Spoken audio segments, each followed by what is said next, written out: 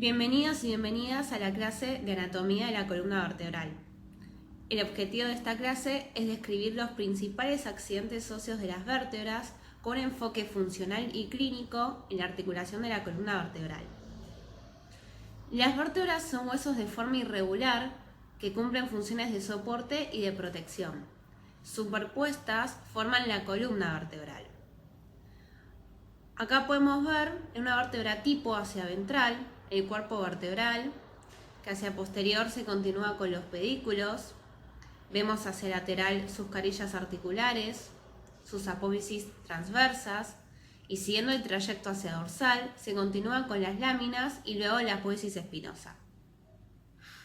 Acá vemos una sección cadavérica donde podemos identificar nuevamente el cuerpo vertebral, observando que a sus lados se encuentran las arterias vertebrales. Eso nos indica que estamos en presencia de una vértebra cervical, que la vamos a ver bien más adelante. En su centro encontramos el foramen vertebral, conteniendo a la médula espinal y a sus meninges, que son estructuras de vital importancia. Los forámenes vertebrales superpuestos conforman el conducto vertebral, que debe estar delimitado por el arco neural de la vértebra, que lo protege, pudiendo marcar las láminas y los pedículos. Todo esto guarda una importancia clínica debido a que la estrecha relación anatómica entre ellos y su lesión puede dañar la médula.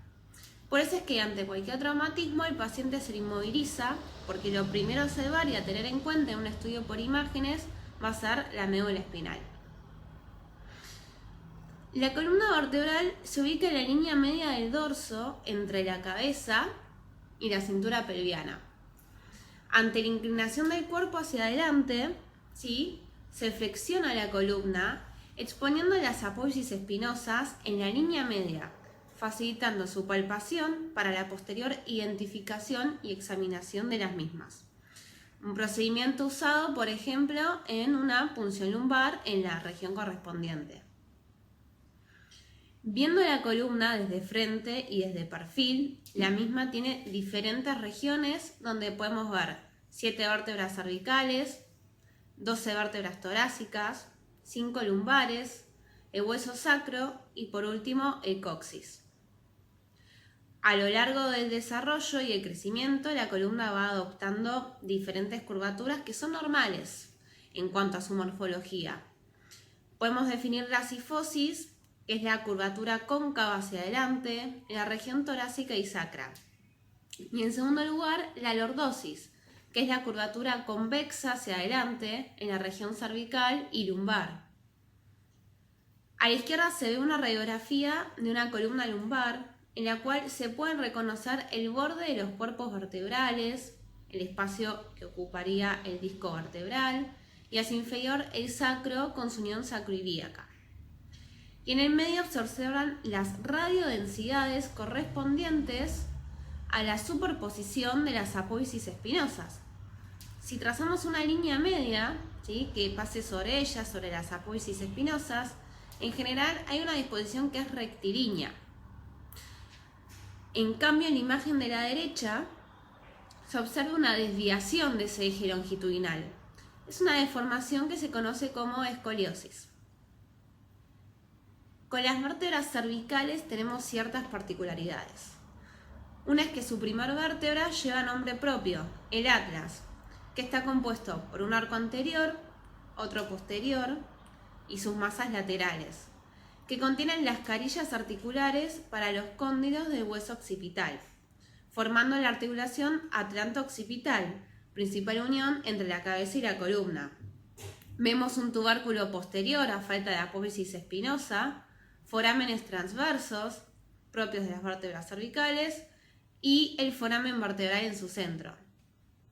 La segunda vértebra cervical también tiene nombre propio, el axis, que dispone en su cara superior 2 carillas articulares para el atlas y en el medio una eminencia vertical ósea que se llama diente del axis.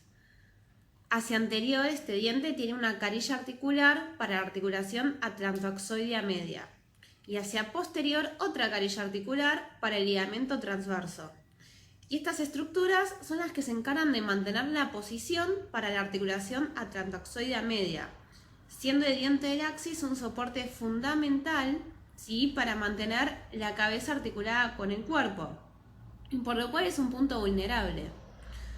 Acá se observa un estudio por imágenes de vista axial, donde podemos apreciar las primeras 2 vértebras cervicales articulándose, destacando la ubicación del diente del axis.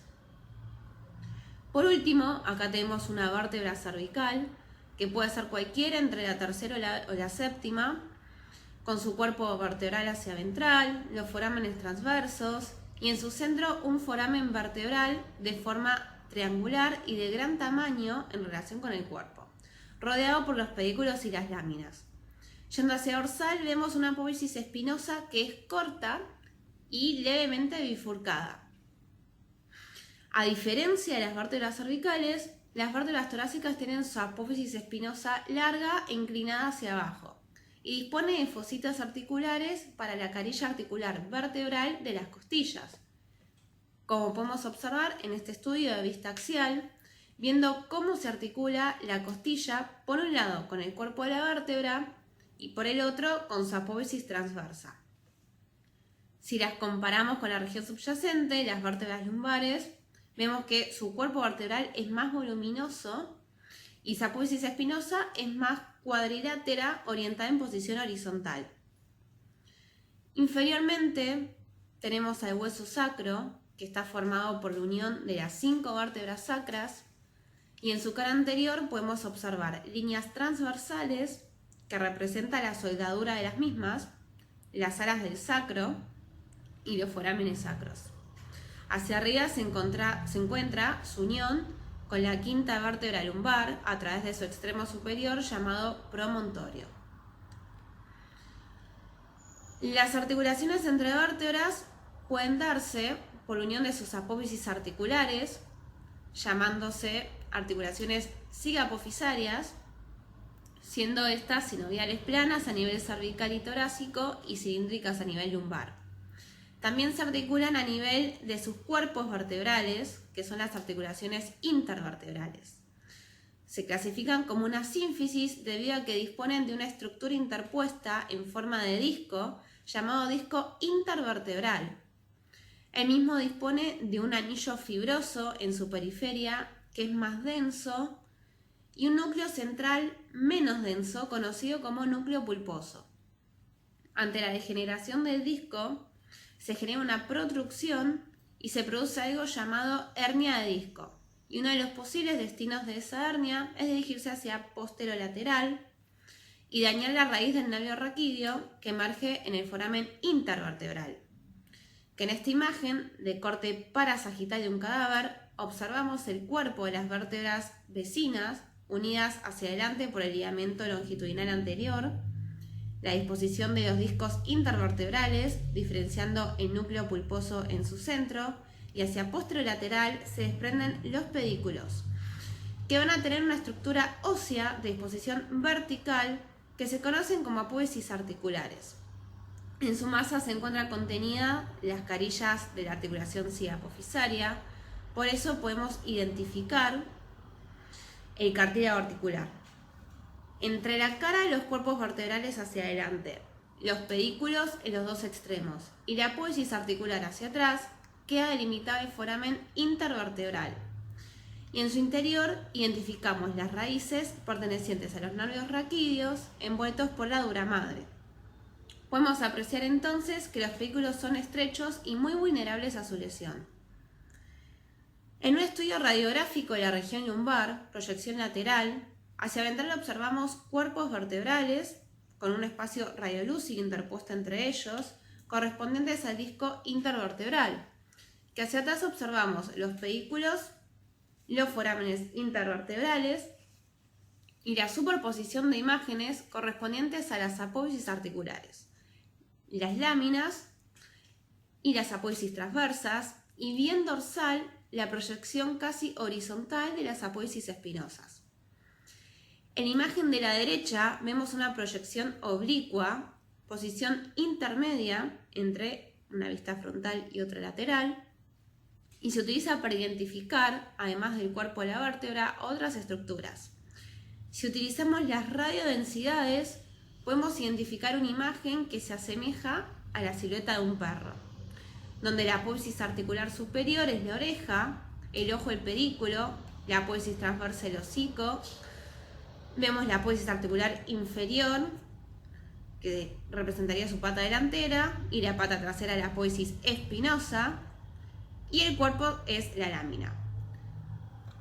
El cuello del perro es importante porque representa el istmo, que es también conocido como pars interarticularis, que conecta ambas apófisis articulares, por lo cual es una referencia que hay que tener en cuenta si sospechamos algún traumatismo. Entonces, como conclusión, la columna vertebral es una compleja estructura osteofibrocartilaginosa, articulada y resistente, que en forma de tallo longitudinal, perteneciente al esqueleto axial, se extiende en el dorso desde la cabeza hasta la pelvis. Cumple dos grandes funciones. En primer lugar, actúa de manera activa y pasiva en sostener el peso corporal, permitiendo la posición erguida en la bipedestación. El principal pilar de soporte es anterior y lo conforman la superposición de los cuerpos vertebrales, articulados entre sí por los discos intervertebrales. Hacia atrás, la superposición de las apófisis articulares, unidas por las articulaciones sigapofisarias, forman dos pilares posteriores con una importante función dinámica en los movimientos de la columna. La segunda función de raquis es la de protección de la médula espinal y los nervios raquídeos que de ella emergen gracias a la unión del cuerpo vertebral con el arco neural posterior. El extremo anterior del arco corresponde al pedículo, que es un punto óseo estrecho y débil a los traumatismos, que debe ser identificado en los estudios por imágenes. La complejidad estructural y biomecánica de la columna hace que sea lugar de asiento de cuadros dolorosos y disfuncionales, regionales o referidos de muy alta prevalencia. Muchas gracias.